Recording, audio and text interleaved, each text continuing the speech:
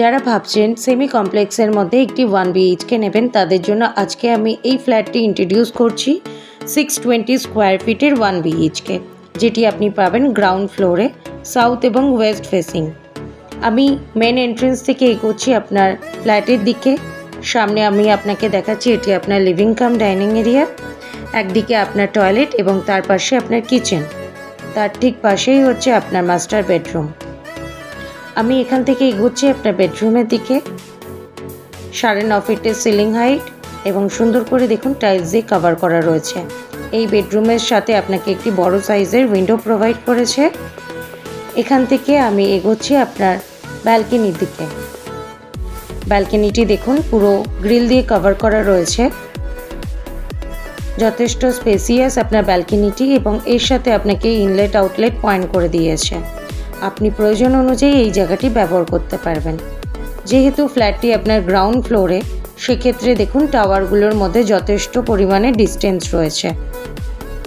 আপনি এই সামনের জায়গাটিতে গার্ডেন বা পার্কিং হিসেবে ব্যবহার করতে পারবেন।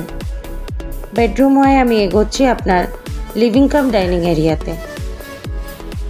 আমি আপনাকে দেখাচ্ছি এটি আপনার কিচেন। আর্চ করা আপনার কিচেনটি, এল শেপের কাউন্টার টপ রেডি করা রয়েছে গ্রানাইট মার্বেল দিয়ে এবং টাইলস দিয়ে কভার করা রয়েছে পুরো কিচেনটি।